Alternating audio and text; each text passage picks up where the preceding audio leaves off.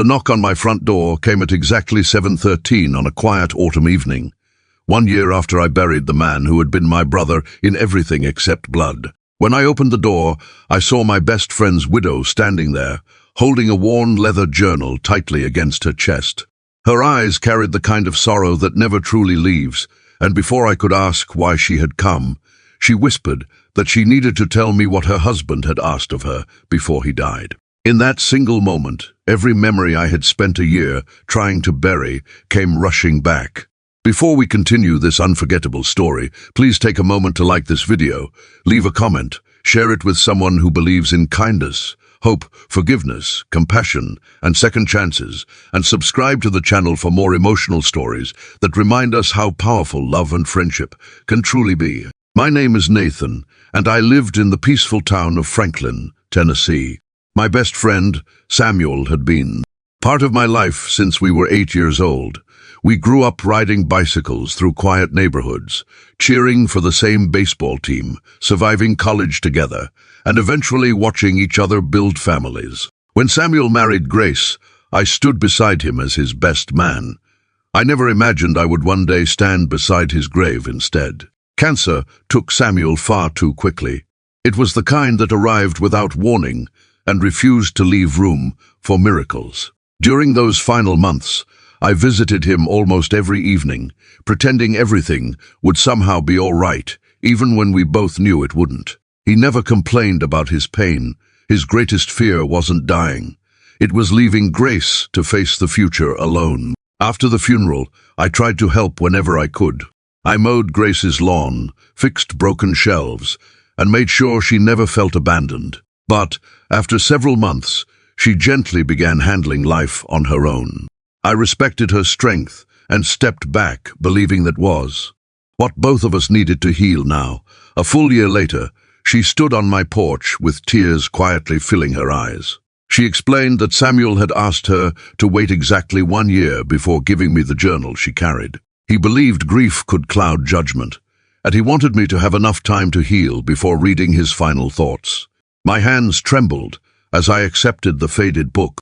Inside were dozens of handwritten pages, filled with memories, prayers, and reflections about friendship, family, and faith. As I slowly turned each page that night, I found stories I had forgotten, childhood adventures I had laughed through, and heartfelt thanks for moments I never considered important. Then I reached the final pages. Samuel wrote that he knew Grace would be lonely, but he didn't want loneliness to define either of our lives. He wasn't asking me to replace him or to carry guilt forever. Instead, he wanted me to promise that I would continue living fully, helping people the way we always dreamed of doing together. He revealed something I had never known.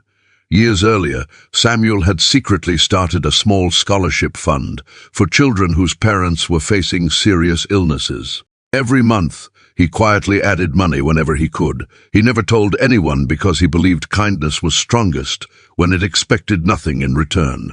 Before he died, he had asked Grace to give me the journal because he wanted me to continue that mission if I felt ready. I closed the journal with tears streaming down my face.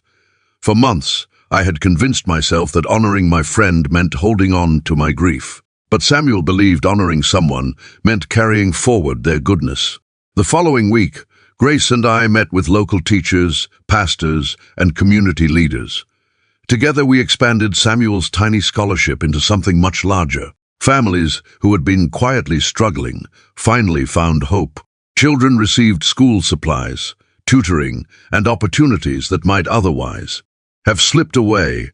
Every letter we received reminded me that one ordinary act of kindness could echo through countless lives. Working beside Grace wasn't always easy. We both carried invisible scars. Some days we laughed through old memories. Other days we simply sat in silence, understanding each other's pain without needing words. Slowly, grief stopped feeling like a prison and became a bridge connecting the past to a future neither of us had expected. As the years passed, the scholarship helped dozens of families across Tennessee. Samuel's name became known not because of how he died, but because of the lives his generosity continued changing long after he was gone. His journal remained on my desk, its pages worn from being read again and again, whenever life became difficult. Before this story comes to its conclusion, I'd love to hear from you. Please leave a comment telling us about someone whose kindness changed your life, or whose memory continues to inspire you today. Your words may encourage someone else who needs hope right now.